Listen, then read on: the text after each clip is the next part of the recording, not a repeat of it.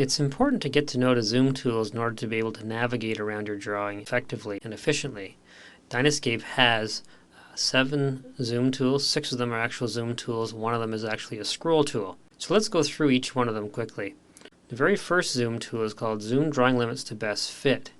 Basically what that means is that the drawing limit, which represents this dotted line around the perimeter of our drawing representing the sheet size that we've chosen, that's our drawing limits. When I click on that, it will basically zoom it out so that my drawing limits fit exactly into this drawing window. Let's skip to the last zoom tool first, and then we'll talk about the ones in between. The last zoom tool is an important one, and that allows you to create a zoom window. And by clicking on it, basically what you need to do is create a window by left-clicking and moving your mouse diagonally to create a window over the area that you wish to zoom into, and it will basically fit what you've created in that square into the drawing window here. That's how you zoom in. So you can zoom in as close as you like to basically view the detail on your drawing, to draw accurately. If I want to basically see the entire drawing, I'll zoom back out using the zoom drawing limits to best fit. If I want to go back to the last zoom level, I'll click on the second tool, which brings me back to the previous zoom level, which was the one where I zoomed right in, and it will show me that view again. If I wish to see things that are outside my drawing limits, I'll use this tool called Zoom Database Extents to Best Fit. When I click on that, you can see that I've got something that's drawn outside the drawing limits that I didn't see when I clicked on the first tool. The third tool shows me everything that I've drawn and centers it on this drawing window. The fourth zoom tool is a zoom in tool.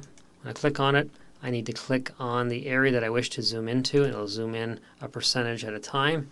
Click on it again, and I can zoom in one more time, or as many times as I wish. If I want to zoom back out to the previous level, I can click on this one here, or I can just zoom back out the same percentage that I zoomed in. It'll zoom straight out from the center of the drawing screen out. Dynaescape also has a pan tool. This pan tool is best used when you're zoomed in to an area where you're working on some detail. It's also best that you turn constraints to none when you're using this tool. So the pan tool, the second to last tool here, allows you to pan around your drawing.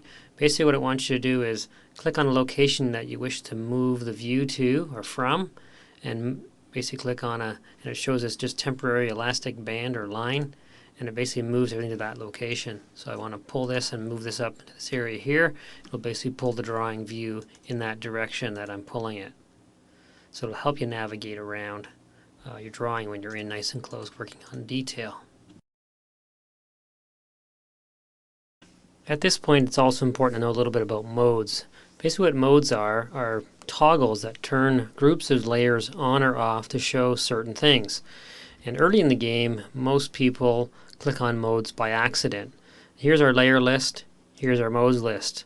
Oftentimes you think you're clicking on a layer, you're actually clicking on a mode, and something happens like this. I click on temp layer and I see nothing. Basically what temp layer is, it's a single layer mode, meaning it only turns the temp layer on and all the other layers off. Generally, when you're working on a design, you're going to be working at a design mode no shadows, meaning there's no shadows on the trees, or design mode. Design mode shows the shadows on the trees. This is what you're going to generally be doing most of your work in, and this is also how you're going to, this is also the view that you're going to use to print your drawings out to show your clients, because it shows basically all your design ideas, all your design elements.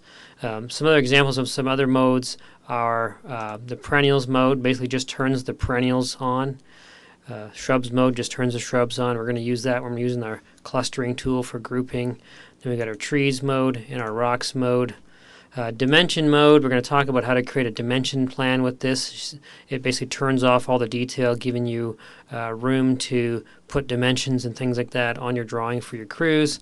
And there's also some other modes for specific purposes, like lighting mode to assist you in creating a lighting plan and an irrigation plan. And we're going to talk about those a little later on.